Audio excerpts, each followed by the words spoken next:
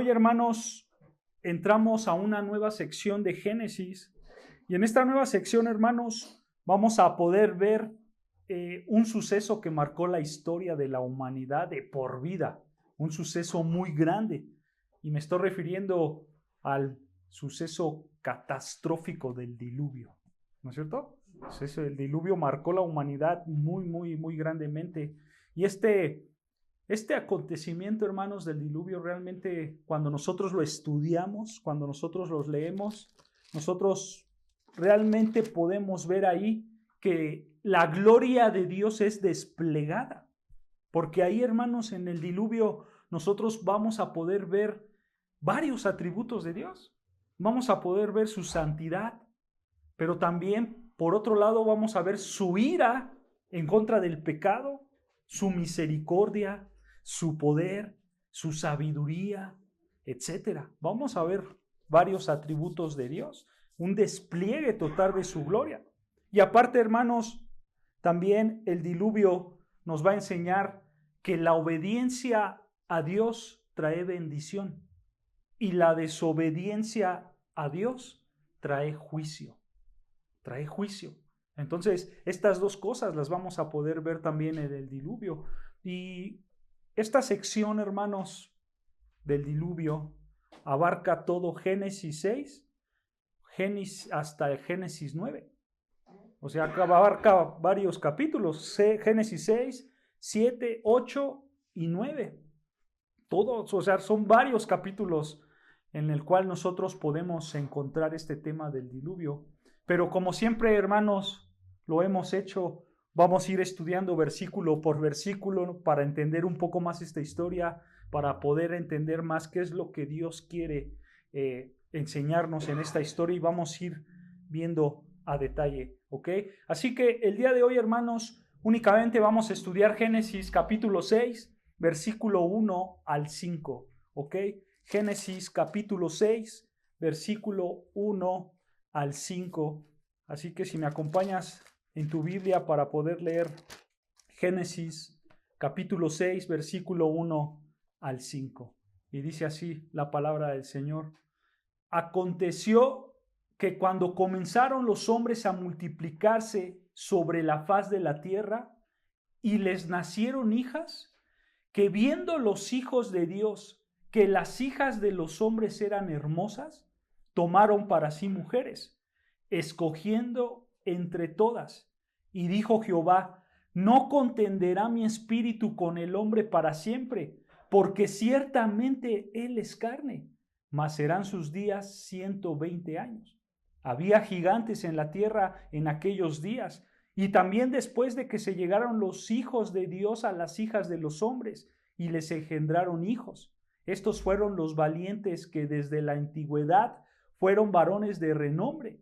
Y vio Jehová que la maldad de los hombres era mucha en la tierra, y que todo designio de los pensamientos del corazón de ellos era de continuo solamente el mal. Y aquí nos detenemos, hermanos. Fíjense, hermanos, aquí vamos a entrar a un texto difícil de interpretar. Así que les voy a pedir de su paciencia, hermanos, para poder desarrollar este texto que vamos a estudiar el día de hoy, ¿ok? Así que vean, vamos a ir empezando versículo por versículo, y dice versículo 1, vean: aconteció que cuando comenzaron los hombres a multiplicarse sobre la faz de la tierra y les nacieron hijas. Recordemos, hermanos, que la población en la humanidad estaba empezando a crecer, ¿no es cierto? Y creció de manera rápida, ¿no es cierto? ¿Por qué razón, hermanos? ¿Recuerdan por qué razón hay tanta gente ya en esta época? Porque recuerden, hermanos, la gente vivía demasiado, ¿no es cierto? Vivían muchos años, hasta 900 años, ¿no es cierto? Y aparte, por la época en que nos encontramos, ellos sí se podían casar con parientes consanguíneos. Y bueno, eso hizo que se reprodujeran más rápido. Por eso el versículo 1 nos está diciendo que comenzaron los hombres a multiplicarse por la faz de la tierra. O sea, los hombres empezaron a ser muchísimos. Y aparte también nacieron hijas. Nacían hombres, nacían hijas, y entonces toda la tierra se empezaba a llenar. Pero vean, ya cuando este mundo empezó a llenarse de hombres, de mujeres, vean lo que pasó. Versículo 2. Dice versículo 2, que viniendo los hijos de Dios, que las hijas de los hombres eran hermosas. Detengámonos aquí tantito, hermanos. Aquí, hermanos, en este versículo 2, en esta pequeña sección, nos encontramos con una pregunta muy difícil de responder. Y la pregunta es, ¿quiénes son los hijos de Dios en este texto? Porque dice el versículo 2 que cuando versículo 1 los hombres se multiplicaron, les nacieron hijas a estos hombres, y entonces versículos 2, los hijos de Dios vieron a esas mujeres y ellos vieron que eran hermosas, ¿no es cierto? Pero, hermanos, ¿quiénes son los hijos de Dios en este texto? Bueno, hay diferentes interpretaciones para saber quién es el hijo o los hijos de Dios. Y yo solamente les voy a dar 3 interpretaciones. Y una de ellas es la que nosotros creemos. Y les voy a decir cuál es la que nosotros creemos. Pero esa la voy a dejar al final, ¿ok? Pero les voy a dar las más comunes, las que más se cree que quiénes son estos hijos de Dios, ¿ok? Entonces, en primer lugar, hermanos, una de esas interpretaciones o de esas creencias de quiénes son los hijos de Dios, algunos se refieren a que estos hijos de Dios son los hijos de los reyes o de los gobernantes de esa época. Los gobernantes, los reyes, los que están arriba gobernando en esas épocas. Ellos se basan por lo que dice 2 de Samuel 7:14. Si quieren solo apúntenlo, no lo vamos a leer, ya después ustedes lo leen en su casa. 2 de Samuel 7:14, ellos se basan en ese texto. 2 de Samuel 7:14 y el Salmo 82:6. El Salmo 82:6. Ellos toman estos 2 textos y dicen que ahí habla de los hijos que tienen una dinastía grande como reyes o gobernantes. Pero hermanos, cuando nosotros leemos esos textos en su contexto, nosotros vemos que la idea no va por ahí.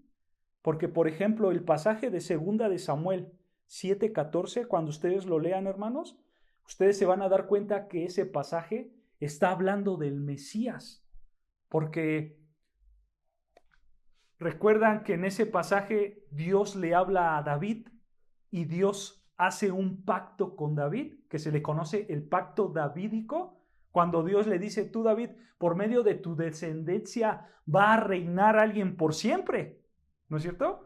Sabemos que ese que iba a reinar es el Señor Jesucristo, porque Él viene de la descendencia de David. Y entonces ese pasaje está hablando de eso, de que el heredero es el Mesías, es el Señor Jesucristo.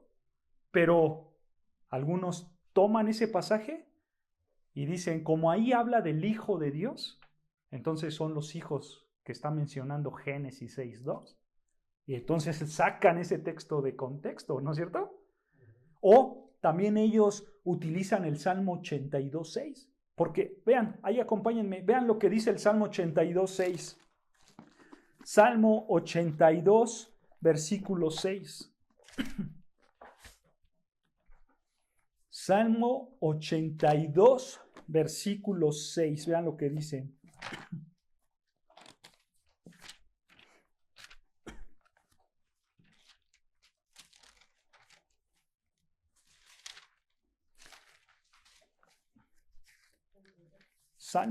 Salmo 82, versículo 6. ¿Ya lo tenemos? Vean, dice así el Salmo 82:6. Yo dije, vosotros sois dioses y todos vosotros hijos del Altísimo. Y entonces, como aquí dice hijos del Altísimo, entonces unos dicen, pues estos hijos del Altísimo son los mismos hijos que se refiere en Génesis 2. Pero hermanos, este salmo en su contexto simplemente nos está hablando del pecado del hombre. Pero no se refiere solamente a los reyes en específico, sino al pecado de todo hombre en general. ¿Ok? O sea, no está refiriéndose a un grupo en específico, sino a un grupo en general. ¿Y saben algo, hermanos? En ninguna parte del Antiguo Testamento, ni siquiera en escritos extrabíblicos, no hay ninguna frase que se refiera a que los hijos de Dios son un grupo de reyes o de gobernantes. No hay en ningún escrito bíblico, ni tampoco en un escrito fuera de la Biblia, que nos diga que los hijos de Dios en Génesis 6:2 son los hijos de los reyes de esa época o de los gobernantes. No lo hay. Entonces, hermanos, tenemos a personas, a gente que tiene la idea de que Génesis 6:2, cuando dice los hijos de Dios, se refiere a los hijos de un grupo de reyes. Pero esa idea está mal, ya la explicamos, está mal. No tiene fundamento bíblico, ¿ok? Entonces, ellos piensan eso. Número 2, hermanos, hay otra postura que dice que esa frase hijos de Dios en Génesis 6:2 se refiere a los descendientes de Set. A los descendientes de Set. ¿Recuerdan a Set? ¿Recuerdan dónde sale Set? Set sale en Génesis 4. Vean lo que dice Génesis 4:25. Vean lo que dice Génesis 4, versículo 25. Ahí sale Set. Y vean, dice Génesis 4:25. En contexto, nosotros vemos que Adán y Eva tuvieron a Caín y Abel, ¿no es cierto? Caín mata a Abel, pero después pasa esto. Génesis 4:25 dice: y conoció de nuevo Adán a su mujer, la cual dio a luz un hijo y llamó su nombre Set. Recordamos esta parte, ya la estudiamos, ¿no es cierto? Y dijimos, hermanos, que por medio de este hijo de Adán y de Eva iba a venir la descendencia del Mesías, ¿no es cierto? Entonces, hermanos, gracias a eso, gracias a que por medio de Set iba a venir la descendencia del Mesías, entonces muchos argumentan y dicen que esta frase de hijos de Dios que se encuentra en Génesis 6:2 se está refiriendo a los descendientes de Set, porque por medio de esa descendencia iba a llegar el Mesías, y entonces los descendientes de Set pues tendrían que ser hombres obedientes, hombres santos, ¿no es cierto? Pero ¿qué creen, hermanos? Esta postura enseña que esos descendientes de Set obedientes, porque son hijos de Dios, se juntaron con las mujeres impías, hijas de Caín. Eso es lo que dice esta postura, y ellos dicen así: los obedientes de Set, hijos, con las desobedientes de Caín, mujeres, y se juntaron. Y entonces, hermanos, aquí nosotros podemos ver que hay un yugo desigual, ¿no es cierto? Hay algo que no está cuadrando. Y bueno, esto es lo que dice esta postura. Y nosotros, hermanos, no estamos convencidos que esta postura sea la correcta, porque en ningún lado del Antiguo Testamento, en ninguna parte, se les nombra a los descendientes de Set hijos de Dios. Nunca dice, y los hijos de Dios son los descendientes de Set. No, nunca lo dice. En ningún lado de las Escrituras lo encontramos. Además, hermanos, si nos ponemos a pensar un poco más y echamos nuestra mente a andar, nuestra lógica a andar, podríamos pensar que si los descendientes de Set fueron obedientes y fueron verdaderos hijos de Dios, entonces la pregunta más lógica sería: ¿por qué Dios los destruyó junto con el resto de la humanidad en el diluvio? Si eran obedientes, ¿no es cierto? Si eran los hijos de Dios. Entonces, hermanos, esta teoría, esta postura también cae abajo, porque en el diluvio solo se salvaron ¿cuántas personas, saben? Solo 8. Ajá, 8, ¿no es cierto? Noé, su esposa, sus hijos, sus 3 hijos con con sus esposas correspondientes a cada hijo, ¿no es cierto? En total eran 8 personas las que se salvaron y todos los demás que existían en la tierra, pues murieron. Y entonces, hermanos, por esa razón nosotros creemos que esta interpretación no es la correcta. ¿Ok? Entonces, la frase hijos de Dios no se refiere a los hijos de los reyes, a los hijos de los gobernantes, y tampoco se refiere a la descendencia de Set. ¿Ok? Y número 3, hermanos, la tercera postura, y esta es la postura que nosotros creemos que es. ¿Ok? Y nosotros creemos, hermanos, que los hijos de Dios que se encuentran aquí en Génesis 6:2, nosotros creemos que son los ángeles caídos o los demonios. Ahora probablemente alguien pueda decir, ahora sí te la volaste, ¿no? ¿Cómo que demonios? ¿Cómo que ángeles caídos? Bueno, hermano, déjame explicarte por qué creemos nosotros que estos hijos de Dios son los ángeles caídos. En primer lugar, hermanos, nosotros creemos esto por la manera en que se usa esta frase en su contexto histórico. Y también, como dato curioso, hermanos, ¿ustedes han escuchado de la traducción de la Biblia, la Septuaginta? La Septuaginta, hermanos, también dice eso. Para los que no sepan qué es la Septuaginta, es una traducción del Antiguo Testamento. Porque el Antiguo Testamento, en sus escritos originales, ¿saben en qué idioma está escrito? El Antiguo Testamento. En hebreo y algunas partes en arameo. Muy pocas partes en arameo. Está escrito en su original en el Antiguo Testamento. Pero cuando crearon esta traducción de la Septuaginta, hermanos, lo que hicieron fue traducir del hebreo, del arameo, al griego. Esa traducción es una traducción griega, ¿ok? De hecho, hermanos, esta traducción se hizo por ahí del año 240 antes de Cristo. Por ahí más o menos, ¿ok? Del 240 al 260 antes de Cristo. De hecho, algunos estudiosos dicen que posiblemente esta traducción la usó nuestro Señor Jesucristo para estudiarla.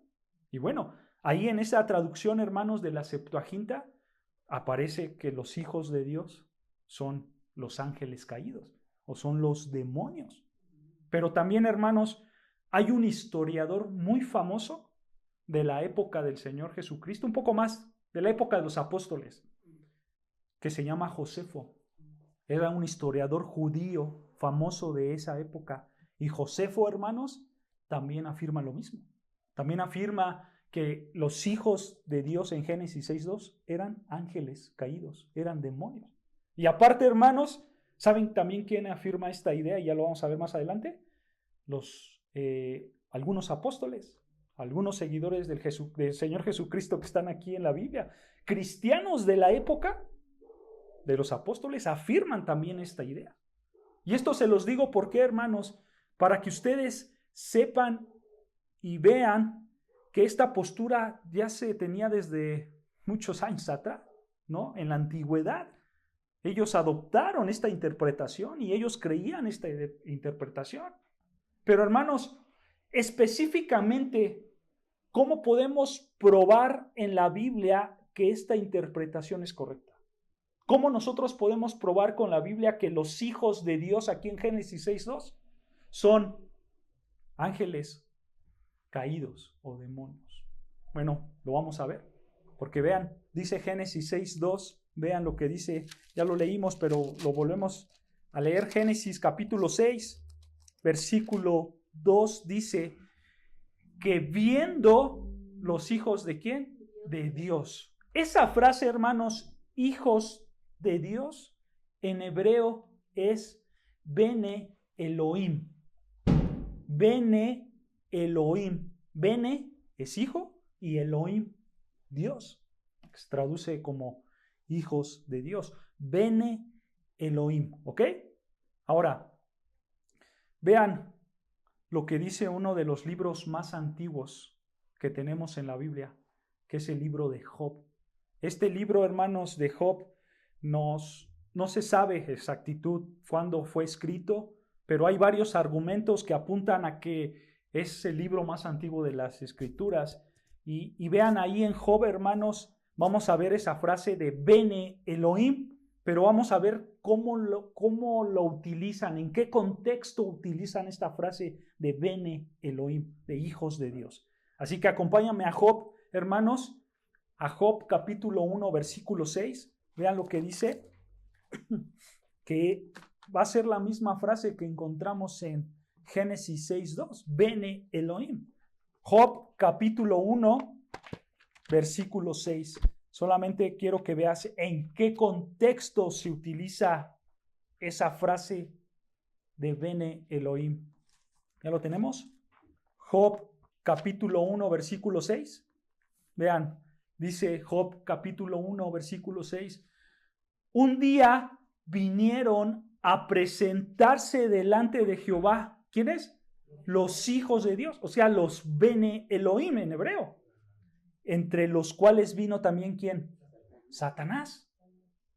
Y si tú lees, hermanos, este libro, tú recordarás que Satanás después entra en un diálogo con Dios, ¿no es cierto? Pero nota, hermanos, esa frase de hijos de Dios, Bene Elohim.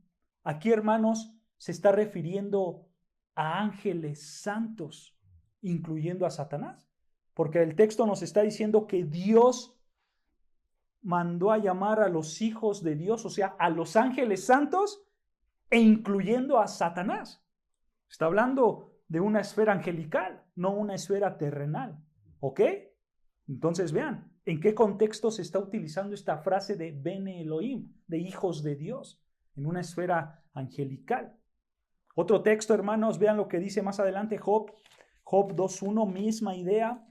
Job capítulo 2, versículo 1 es la misma idea. ¿Ya lo tenemos? Ajá, 2:1. Job 2:1 dice, misma idea. Aconteció que otro día vinieron, ¿quiénes? Los hijos de Dios, o sea, los Bene Elohim en hebreo, para presentarse delante de Jehová, y Satanás vino también entre ellos, presentándose delante de Jehová. Misma idea, hermanos. Nosotros podemos ver que por el contexto, los hijos de Dios aquí se está refiriendo a los ángeles santos, incluyendo a Satanás. ¿Ok? Los Bene Elohim. Y vean, aún más adelante se vuelve a usar esta frase, Job 38, versículo 4 al 7, vamos a leer. Job 38, versículo 4 al 7, vean. Job 38, versículo 4 al 7. ¿Ya lo tenemos? ¿Recuerdan el contexto de aquí, hermanos? Job le reclama a Dios y Dios se le presenta a Job como en un torbellino, en un tornado. Y entonces Dios le empieza a decir cosas a Job, de cosas que solo Dios había hecho, nadie más. Y entonces están en este diálogo y vean lo que dice Job 38, versículo 4. ¿Dónde estabas tú? Le dice Dios a Job. ¿Dónde estabas tú cuando yo fundaba la tierra? Házmelo saber si tienes inteligencia. ¿Quién ordenó sus medidas, si lo sabes? ¿O quién extendió sobre ella cordel? ¿Sobre qué estás fundado sus bases? ¿O quién puso su piedra angular? Escucha versículo 7. Cuando alababan todas las estrellas del alba y se regocijaban todos los hijos de Dios. Todos los Bene Elohim en hebreo. Y aquí, hermanos, en su contexto, estas estrellas del alba se está refiriendo a los ángeles, los hijos de Dios, los Bene Elohim, a los ángeles santos que estaban siendo creados y alababan al Señor cuando el Señor creaba todas las cosas. Entonces, hermanos, regresando a Génesis 6, versículo 2, teniendo esto en mente, regresando a Génesis 6, versículo 2, la frase hijos de Dios, Bene Elohim, se está refiriendo a ¿quiénes? A los ángeles. Pero aquí, hermanos, aquí en Génesis no son ángeles santos. Aquí en en Génesis 6:2 son ángeles caídos, son los demonios. Ahora tú puedes decir quizás, oye, pero si me acabas de decir que en Job se refiere a los ángeles santos, pero ¿por qué ahora estás diciendo que son demonios, que son ángeles caídos? Bueno, lo sabemos, hermanos, por el contexto que estamos leyendo, ya que aquí en Génesis 6, los ángeles cometieron un pecado. Estos ángeles cometieron una impiedad. Vean lo que dice versículo 2. Dice versículo 2, que viendo los hijos de Dios, o sea, los Bene Elohim, los ángeles caídos, vieron que las hijas de los hombres eran hermosas, tomaron para sí mujeres, escogiendo entre todas ellas. Nota esa frase, tomaron para sí mujeres. Esta frase, hermanos, de tomaron para sí mujeres, tú la puedes ver en varios pasajes del Antiguo Testamento y se refiere, hermanos, en varios pasajes, se refiere a casarse, que un hombre tomó una mujer para casarse, ¿ok? Pero aquí, hermanos, aquí en Génesis 6:2, se refiere a que un hombre toma a una mujer simplemente para tener relaciones sexuales con ella, independientemente de su estado civil, ¿ok? Por ejemplo, hermanos, vean lo que dice Génesis 34:2. Vean, ahí también se utiliza esa frase de tomó en un sentido malo, no en un sentido bueno. Génesis 34:2, vean lo que dice. Génesis 34, versículo 2. ¿Ya lo tenemos? Dice así Génesis 34, versículo 2. Dice, y lo vio Siquem, hijo de Hamor Heveo, príncipe de aquella tierra, y la tomó y se acostó con ella y la deshonró. Vean la palabra tomó. O sea, esta palabra de tomó se refiere a que tuvo relaciones con ella. ¿Quién es ella? En su contexto aquí estamos hablando de una mujer que se llama Dina, ¿ok? Y entonces este hombre Siquem toma a Dina para tener relaciones con ella de manera impía, pecadora. Por eso dice al final y la deshonró, porque la tomó de manera pecadora. Y esta acción, hermanos, ya si ustedes después leen esta historia, ustedes van a ver que esta acción provocó que los hijos de Israel se enojaran demasiado e hicieron una masacre total en esa tierra, y ya llegaremos a Génesis 34 y lo estudiaremos más a fondo. Pero quiero que notes esa palabra de tomó. Es la misma que Génesis 6:2, ¿no es cierto? Entonces vean, regresando a Génesis 6:2, vean, hermanos, podemos ver que realmente estos hijos de Dios, estos Bene Elohim, ángeles caídos, podemos ver que tomaron a las mujeres de manera impía. Porque dice versículo 2, Génesis 6:2, dice que viendo los hijos de Dios, o sea, los ángeles caídos, que las hijas de los hombres eran hermosas, tomaron para sí mujeres, escogiendo entre todas. Y nota lo que dice versículo 3. Y dijo Jehová, no contenderá mi espíritu con el hombre para siempre, porque ciertamente él es carne, mas serán sus días 120 años. Versículo 4. Había gigantes en la tierra en aquellos días, y también después que llegaron los hijos de Dios, o sea, los Ben Elohim, a las hijas de los hombres, y les engendraron hijos. Nota, hermano, que los ángeles caídos vieron a mujeres, a hijas de los hombres, escogieron mujeres de la raza humana, tuvieron relaciones con ellas y ellas concibieron, dice al final del versículo 4, y tuvieron hijos. Ahora, hermanos, la pregunta que tendríamos que hacer es, ¿cómo es posible que un ángel, un ser espiritual, un demonio, cómo es posible que pudieran embarazar a un ser humano, a una mujer?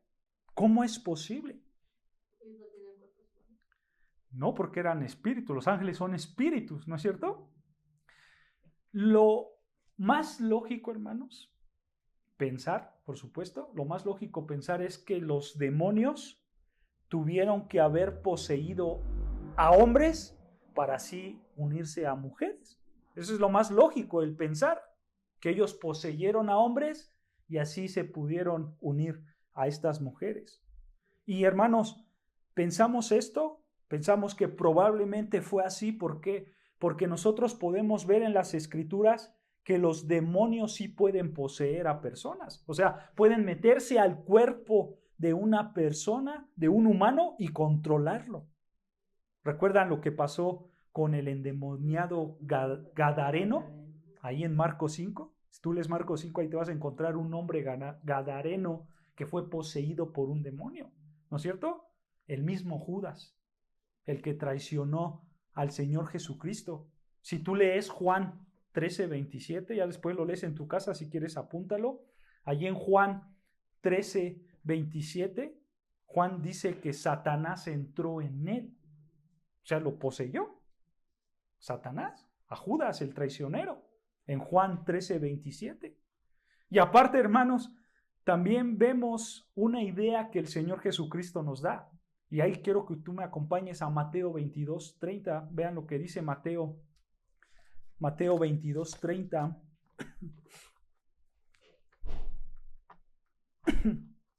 Mateo 22:30.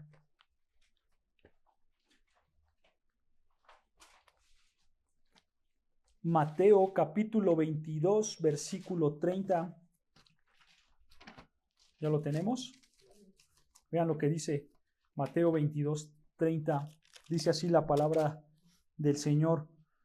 Porque en la resurrección ni se casarán, ni se darán en casamiento, sino serán como los ángeles de Dios en el cielo. O sea, en otras palabras, hermanos, las relaciones sexuales no van a existir en el cielo, así como los ángeles no la tienen ahorita. Esa es una de las implicaciones que está dando aquí el Señor Jesucristo. ¿Ok?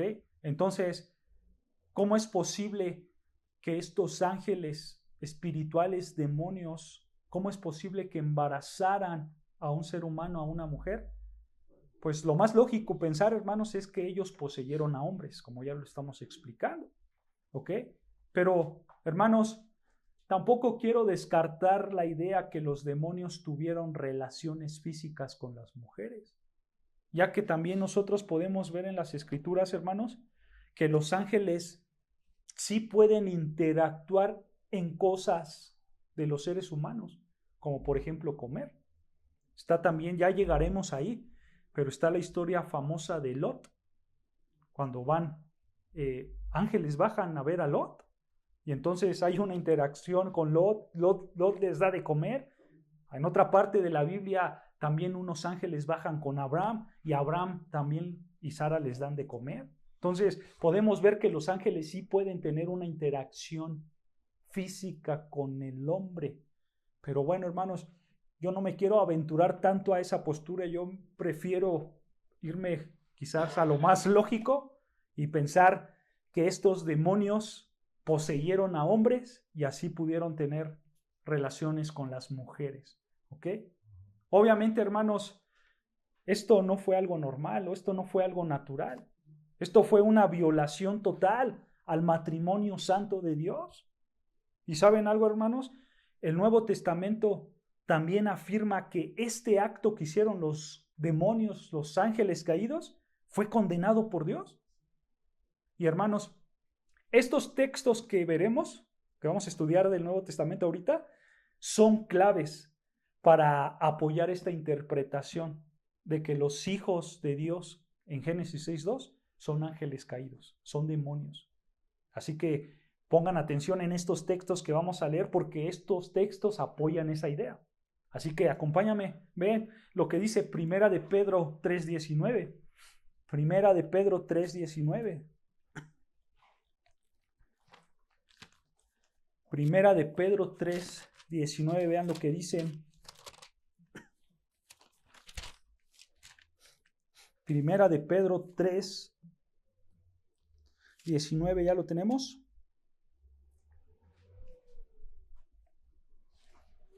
Primer carta de Pedro, capítulo 3, versículo 19. Dice así la palabra de Dios. Escuchen. En el cual también fue y predicó a los espíritus encarcelados. Detengámonos ahí, hermanos. Este contexto, hermanos, de esto que está escribiendo Pedro, él está hablando del Señor Jesucristo, ¿ok? Y entonces Pedro está diciendo que el Señor Jesucristo fue y predicó a los espíritus encarcelados. Ahora, quiero que notes algo. Esa palabra de predicó no se refiere, hermanos, a que el Señor Jesucristo fue y dio las buenas nuevas del Evangelio. A eso no se refiere. Esta palabra de predicó simplemente se puede traducir como proclamó. Proclamó un mensaje. El Señor Jesucristo fue y proclamó un mensaje, pero no necesariamente es el mensaje del Evangelio. ¿Por qué lo comento, hermanos? Porque algunos piensan que por este pasaje el Señor Jesucristo bajó al infierno y ahí predicó el Evangelio a los demonios encarcelados. Y entonces, si un demonio creyó en el Señor Jesucristo en ese instante, él fue salvado. Entonces tuvo como una segunda oportunidad, pero no es así. Ellos lo malinterpretan, porque, hermanos, esta palabra de predicó no se refiere al Evangelio, sino simplemente se refiere a que él proclamó, él predicó, él proclamó algo, ¿ok? Pero ¿qué fue ese algo? ¿Saben qué fue ese algo? Fue, hermanos, lo que proclamó el Señor Jesucristo aquí fue que él ya había ganado la batalla. Fue que él ya había destruido a todos esos demonios, porque él es el triunfador, porque ahora él es el Rey de Reyes y Señor de Señores. Eso fue lo que él les proclamó, lo que él les predicó. Y entonces vemos, hermanos, aquí en 1 de Pedro 3:19, que Cristo predicó, proclamó a los espíritus encarcelados. O sea, él anunció su victoria. Él dijo, yo ya les gané, ¿ok? Pero, hermanos, ¿quiénes son estos espíritus encarcelados? ¿Quiénes son? El contexto lo dice. Versículo 20, vean lo que dice el versículo 20. Dice, ¿quiénes son estos espíritus encarcelados? Los que en otro tiempo desobedecieron cuando una vez esperaba la paciencia de Dios. Escucha, en los días de Noé, mientras se preparaba el arca, en la cual pocas personas, es decir, 8, fueron salvadas por agua. O sea, hermanos, lo que nos está diciendo aquí Pedro es que entre la crucifixión y la resurrección del Señor Jesucristo, o sea, en esos 3 días que él estuvo muerto, el Señor Jesucristo bajó a este infierno, bajó al abismo, a esta cárcel, y les predicó, o sea, les anunció su victoria a estos ángeles caídos, a estos demonios que están en un lugar llamado el abismo, están encarcelados. Pero quiero que notes, hermano, que dice Pedro que Dios los encarceló, ¿no es cierto? Dios encarceló a esos espíritus, a esos demonios. Él los encarceló en ese abismo. ¿Pero desde cuándo? Desde los días de Noé. Estos demonios están encarcelados desde los días de Noé. Pero fue, hermanos, ¿por qué los encarceló? Por el juicio que les iba a dar, porque ellos perpetuaron su maldad en la tierra en tiempos de Noé. Y estos demonios, hermanos, están encarcelados, pero sabemos, hermanos, que al final ellos van a ser condenados con el resto de los demonios, con Satanás mismo, y van a ser echados al lago de fuego, de acuerdo a Apocalipsis 20. Ellos ahora están encarcelados en un lugar, pero un día Dios los va a sacar de ese lugar y los va a echar al lago de fuego, de acuerdo a Apocalipsis 20, ¿ok? Y ahí van a ser enjuiciados de manera total. Pero quiero que notes algo, hermanos. Es la misma idea que encontramos aquí, pero ahora acompáñame a 2 de Pedro. Misma idea, pero 2 de Pedro 2:3.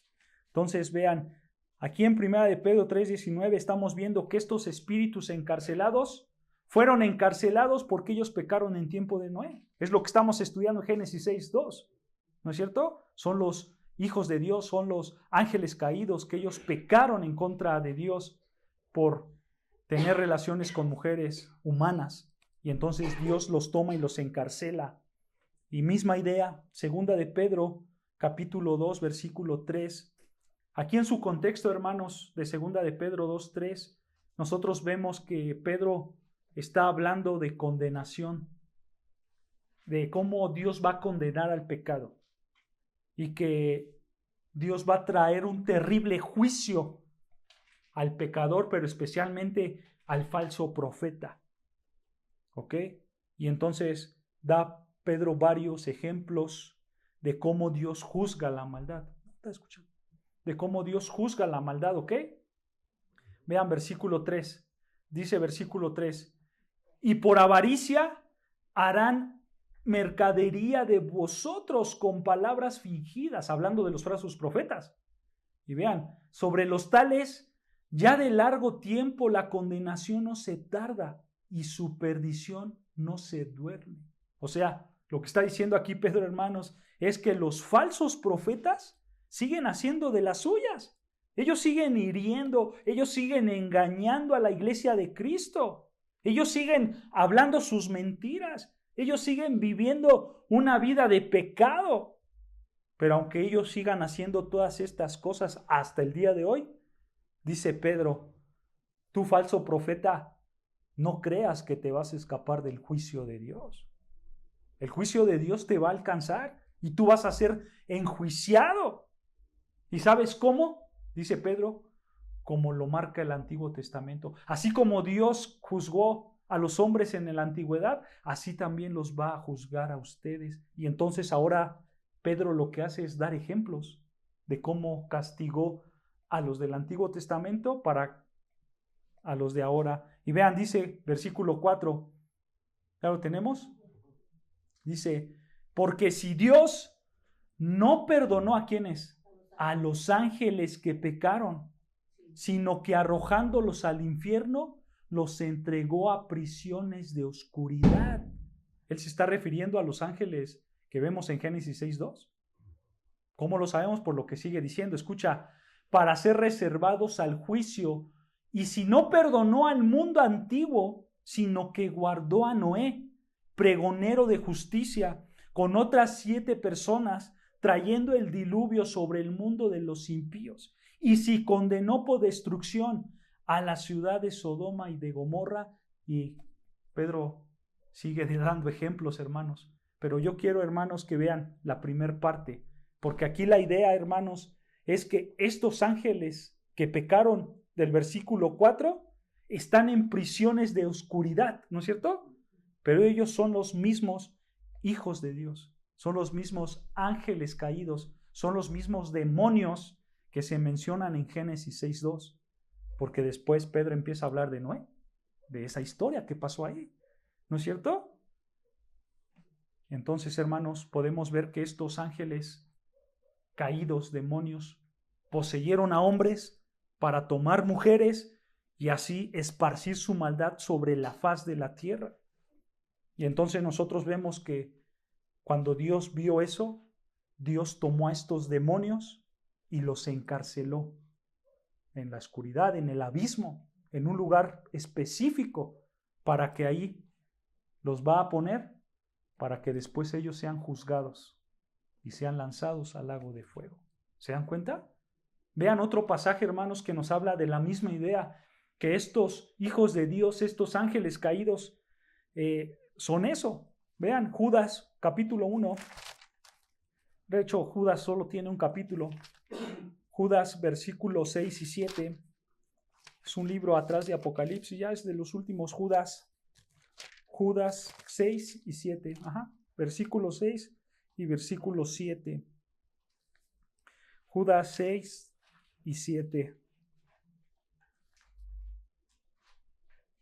En lo que llegan ahí, hermanos, en su contexto que vamos a leer, Judas nos está hablando de los apóstatas. ¿Quiénes son los apóstatas? Son hombres que negan la fe en Cristo. Esos son los apóstatas, ¿ok? Y aparte pues, son falsos maestros, falsos profetas. Ese es el contexto también. Y vean, en ese contexto mismo nos está explicando de la impiedad de estos hombres. Y vean el ejemplo que da Judas. Judas, versículos 6 y 7, ¿ya lo tenemos? Dice Judas 6, vean. Y a los ángeles que no guardaron su dignidad, sino que abandonaron su propia morada, los ha guardado bajo ¿qué? Oscuridad, en prisiones eternas para el juicio del gran día. Y ahora vean, hermanos, el tipo de pecado que cometieron estos ángeles. Versículo 7 dice, aquí viene el pecado, como Sodoma y Gomorra y las ciudades vecinas, las cuales de la misma manera que aquellos habían fornicado e ido en pos de vicios contra naturaleza, fueron puestas, por ejemplo, sufriendo el castigo del fuego eterno. O sea, hermanos, los ángeles del versículo 6 fornicaron y ese fue su pecado. ¿Cómo lo hicieron? Lo vuelvo a repetir. Yo creo que ellos poseyeron a hombres para cohabitar con mujeres humanas y así propagar su impiedad, su maldad. Y entonces aquí Judas nos está diciendo que Dios vio eso, tomó otra vez a estos ángeles, los puso en prisiones obscuras para cuando llegue el juicio del gran día, para castigarlos. Pero otra vez, hermanos, esto nos está hablando de la historia que estamos estudiando en Génesis 6. Y entonces, regresando a Génesis 6, hermanos, Génesis 6, nosotros vemos que estos ángeles caídos o demonios cometieron una perversidad enorme, la cual, pues podemos ver que ya la pagaron muy caro, ¿no es cierto? Están encarcelados en prisiones oscuras. Y vean, hermanos, el versículo 3 también nos hace ver que lo que hicieron esos hijos de Dios, esos ángeles caídos, no fue bueno. Porque vean, dice versículo 3, Génesis 6, versículo 3 dice, y dijo Jehová, o mejor traducido, entonces dijo Jehová, escucha, no contenderá mi espíritu con el hombre para siempre, porque ciertamente él es carne.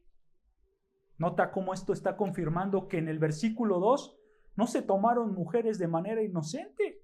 Por eso el Señor está diciendo que no contendrá mi espíritu. Él está enojado, él ya tiene ira y dice, mi espíritu no contendrá con el hombre para siempre.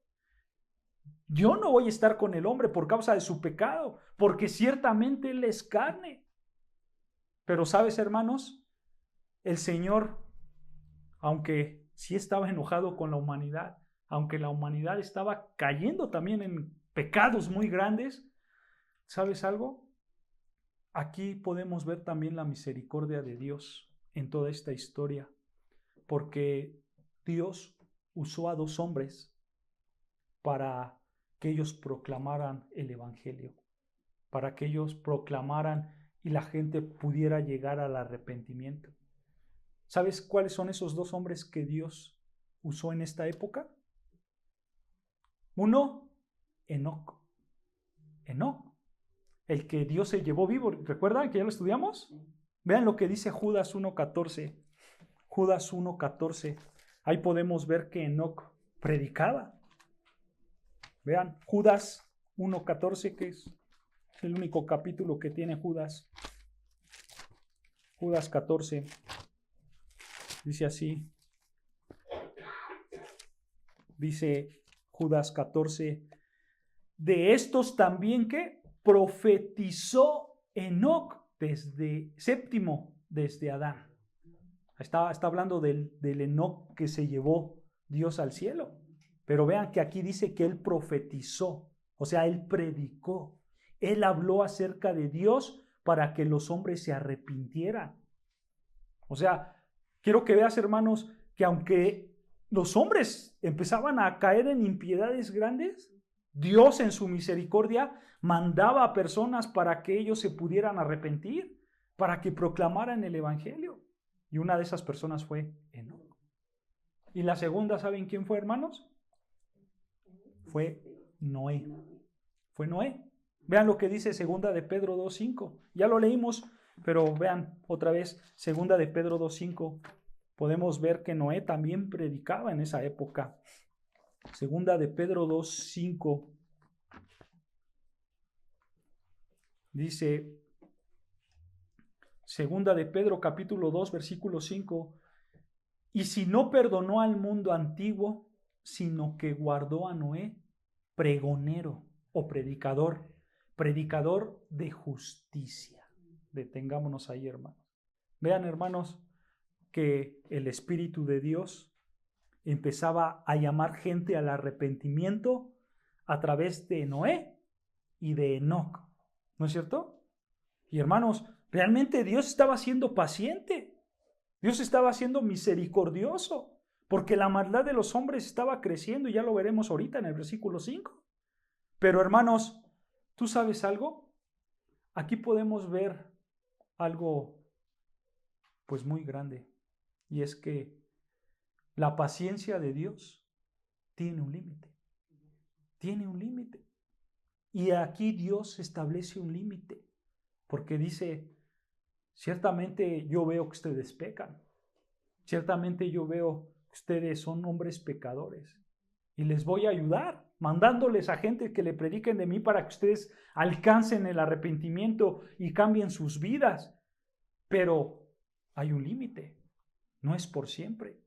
Y vean lo que dice al final de Génesis 6:3. Vean, regresamos a Génesis 6. Y el límite de Dios se acaba. Porque vean lo que dice. Dios establece un límite aquí en Génesis 6, versículo 3.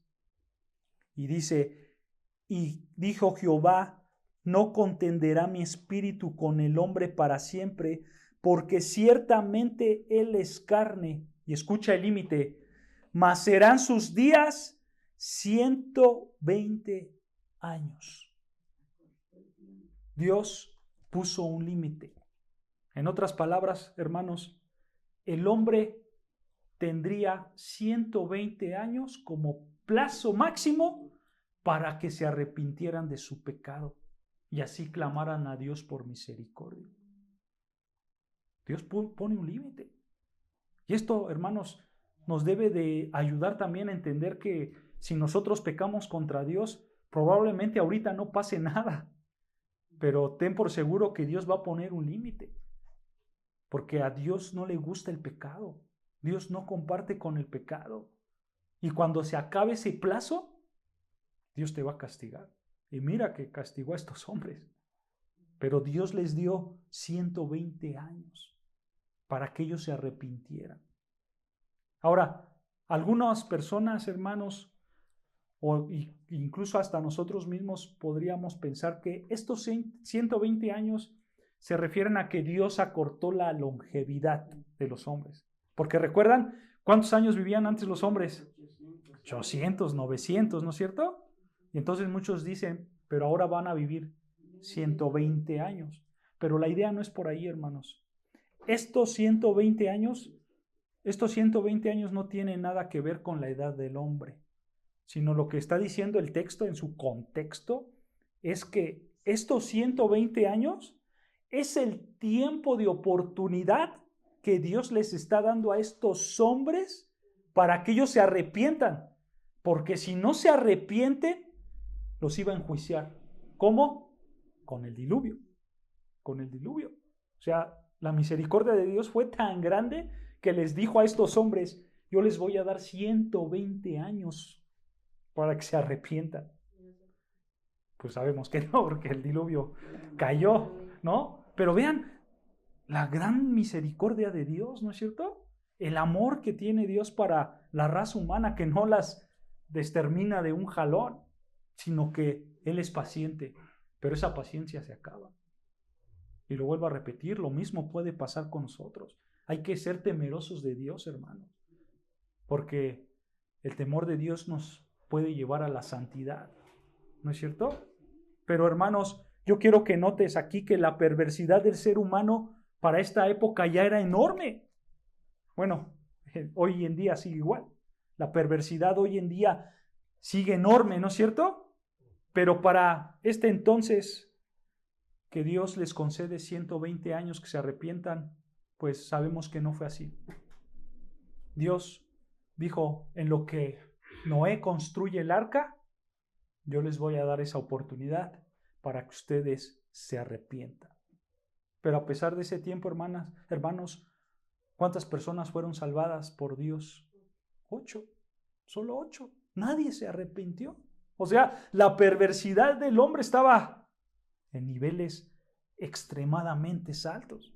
Nadie creía en la palabra de Dios. A pesar de que Enoc les habló, a pesar de que Noé mismo hablaba con su testimonio, los hombres estaban en una perversidad total. Y vean lo que pasó, Génesis 6, versículo 4.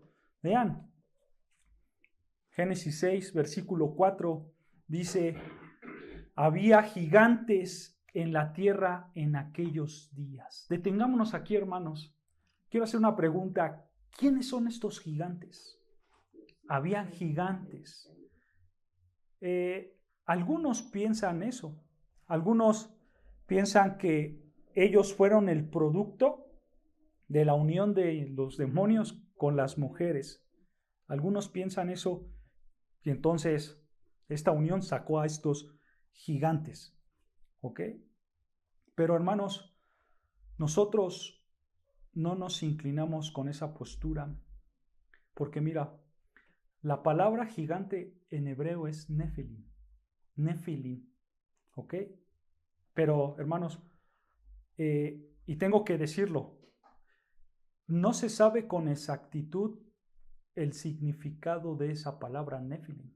Con exactitud no se sabe, pero las mejores traducciones de Nefilim sería guerrero grande o guerrero valiente. Esa sería la mejor traducción de Nefilim. Guerrero grande o guerrero valiente. ¿Y cuál es la idea de esta palabra, hermanos? La idea de esta palabra es de personas que conquistan grandemente, por eso son grandes, pero su conquista es agresiva, es violenta. Por eso son grandes, porque hay un respeto, entre comillas. ¿Ok? Esa es la idea de esta palabra Nefilim. Ahora, algo importante también. Nefilim viene de una raíz hebrea que es napal. Napal. Que napal se traduce como caer. Pero la idea, hermanos, no es de que cayó de una gracia, no es que cayó en pecado, sino la idea de esa palabra caer se refiere que cae encima de otro, o sea, somete a una persona. Esa es la idea de caer, de Nepal. De ahí viene la raíz Nefilim. O sea, una persona que somete a otra persona. Esa es la idea. ¿Ok? Pero sabes, hermano, esta palabra de Nefilim, de gigantes, se usa solamente 3 veces en el Antiguo Testamento. Una es aquí y otra en Números 13:33. Vean lo que dice Números 13:33. Y les voy a robar un poco de su tiempo para acabar, hermanos, porque como pueden ver, estos son textos difíciles de interpretar, pero yo quiero que ustedes les quede claro a ustedes, ¿ok?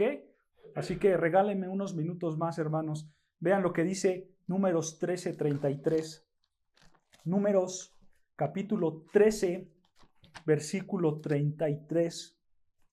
¿Ya lo tenemos? Dice así Números 13:33. Dice así la palabra de Dios, Números 13:33. También vimos allí que gigantes, o sea, Nefilim, ¿ok? Gigantes, hijos de Anac, raza de los gigantes. Y éramos nosotros, a nuestro parecer, como langostas, y así les parecía a ellos. O sea, en contexto, hermanos, aquí fueron enviados 10 espías de Israel que fueron a ver la tierra prometida. Dentro de estos espías, si ustedes recordarán, está Josué y Caleb, ¿no es cierto? Y aquí, hermanos, ellos pueden ver y ellos dicen que los hijos de Anac eran como gigantes, ¿no es cierto? O sea, eran Nefilim, o sea, eran hombres fuertes. La misma palabra, la misma idea de Génesis 6:4, ¿no? Y recuerden algo, hermanos, para este tiempo de Josué y Caleb, Moisés ya les había contado la historia del Génesis.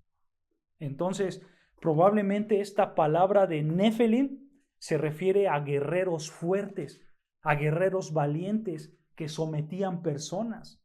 Por eso cuando ellos vieron a estos hombres que sometían personas, se asustaron y dijeron, nosotros no queremos entrar a esa tierra prometida porque nos van a aplastar como langostas, ¿no es cierto? Ahora, como lo comenté, hermanos, algunos piensan que estos gigantes salieron de la mezcla de los demonios con las mujeres. Y ellos dicen que de ahí salió Goliat, porque era un gigante. Sí. O también salió otro gigante que tenía 6 dedos en cada mano y en cada pie, según 2 Samuel 21. Y entonces ellos dicen que de ahí vienen estos gigantes. Pero hermanos, la traducción de la palabra Nefilim, gigante, yo no creo que esa sea la postura correcta. Yo no creo que estos gigantes salieron de esta cruza de demonios y mujeres.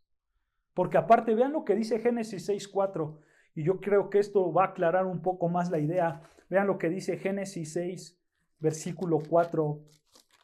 Dice, y pongan atención, porque esto puede aclarar aún más nuestra idea. Vean, dice Génesis 6:4, que había gigantes, ¿no es cierto? Había Nefilim en la tierra en aquellos días. ¿Cuáles son aquellos días? Pues probablemente cuando, versículo 1, la raza humana empezaba a tener hijos. Porque vean lo que dice Moisés. Anota una frase más adelante y dice, y también que después. O sea, había gigantes en aquellos días y también después. O sea, Moisés como que está dando a entender que cuando los hombres empezaron a multiplicarse, teniendo hijos y hijas, versículo 1, había gigantes. Y después también, y vean, continúa diciendo el versículo, y también después que se llegaron los hijos de Dios, o sea, los ángeles y las hijas de los hombres, y les engendraron hijos. ¿Se te dan cuenta, hermanos, cómo nosotros por eso no pensamos que los gigantes fueron un producto de los demonios y de las mujeres? Porque Moisés da a entender que los gigantes ya existían desde antes. Pero otra vez, hermanos, esta palabra de gigantes es muy relativa y no necesariamente se refiere a hombres muy grandes, ¿no? Esta palabra de gigantes también se puede referir a un hombre que tiene un renombre grande, porque es bueno para la batalla, porque somete a personas, ¿no es cierto? De hecho, esa es la idea que da. Vean lo que dice al final del versículo 4. Estos, o sea, los gigantes, fueron los valientes que desde la antigüedad fueron varones de renombre. ¿Te das cuenta? Ellos fueron valientes porque eran guerreros y fueron de renombre porque su forma de someter a los hombres pues era bastante dura y todos los conocían. Entonces, cuando leemos la palabra gigante, no necesariamente se está refiriendo a una persona grande de estatura.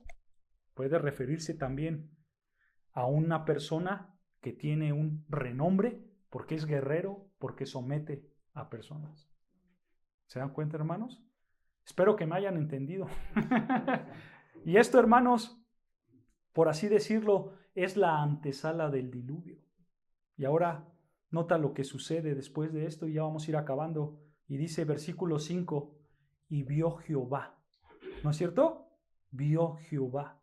Esta frase, hermanos, nos recuerda a algo muy importante. Esta frase de vio Jehová nos recuerda quién es Dios. Porque Dios es el Dios omnisciente, el que todo lo sabe, el que todo lo ve. A Él nada se le escapa. Dice el texto que Él vio, ¿qué vio? Escucha, que la maldad de los hombres era mucha en la tierra. Dios ve absolutamente todo. Y aquí, hermanos, Él ve dos cosas en particular. Uno, la maldad de los hombres era mucha, ¿no es cierto? Él sabe todo, hermanos. Él sabe todo lo que está pasando en cada rincón de la tierra. Él ya sabe lo visible y lo invisible. Porque vean, Él ve la maldad de los hombres aquí en la tierra, pero también dice el texto que también ve todo designio de los pensamientos del corazón de ellos, que era continuo solamente el mal. O sea, hermanos, Dios no solamente ve lo externo, no solamente ve lo que sucede en la tierra, sino que Él también ve más allá. Y Él ve el designio de los pensamientos del corazón. Esa palabra de designio se refiere a las intenciones más profundas, al propósito. ¿Al propósito de qué? De los pensamientos del corazón.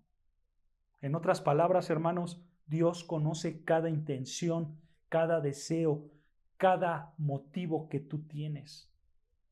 Él conoce todo de ti, absolutamente todo en tu interior Él lo sabe. Es más, Él sabe lo que estás pensando en este instante. Y este versículo, hermanos, nos habla perfectamente quién es Dios.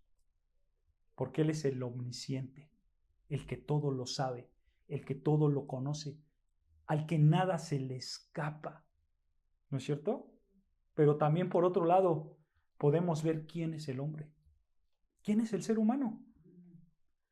El ser humano es el que hace la maldad. Versículo 5. Y vio Jehová que la maldad de los hombres era mucha en la tierra. Ese es el ser humano, el que hace la maldad. Pero sigue. Y que todo designio del pensamiento de corazón de ellos era de continuo solamente el mal. Dios es el que sabe todo, el omnisciente, al que nada se le escapa. Pero el ser humano, ¿qué es? Es el hombre malo, el que hace maldad. Pero esa maldad, si notas, viene de su corazón, ¿no es cierto? ¿Recuerdas qué es el corazón en términos bíblicos? Los pensamientos, la mente, los designios, o sea, la voluntad, ¿no es cierto? No se refiere al órgano, sino se refiere al pensamiento. Corazón, hermanos, en hebreo es lep, y se refiere a eso, a la mente, a la voluntad. Un comentario bíblico, hermanos, dice esto acerca del corazón, se los leo. Dice, el corazón es el término bíblico más rico para representar la totalidad de la naturaleza inmaterial del hombre. Fin de la cita. Eso es cierto, hermanos.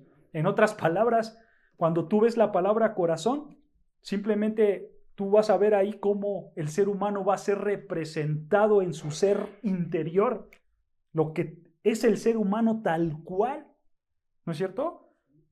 Porque, hermanos, nosotros estamos divididos en materia física, que es nuestro cuerpo, pero también en materia inmaterial, o sea, lo que no podemos ver, lo que hay dentro de nosotros. Y ahí está que tus pensamientos, tu mente, tus emociones, tus deseos, tu intención, ¿no es cierto? Eso es el corazón, hermanos.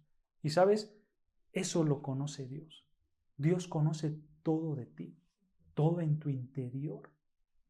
Entonces, hermanos, nosotros podemos seguir hablando, hermanos, pero quiero que tú te quedes con esto. Dios realmente conoce todo de ti, tus pensamientos, tus deseos, tus actitudes, tus intenciones más profundas. Dios las conoce.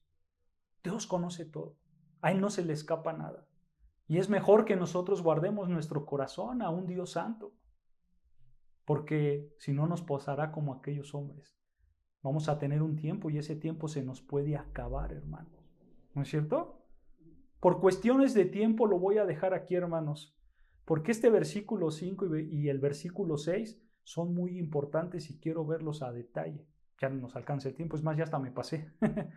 Pero, hermanos, lo vamos a dejar hasta aquí y la próxima semana vamos a ver estos versículos porque traen información muy grande para nosotros, ¿ok?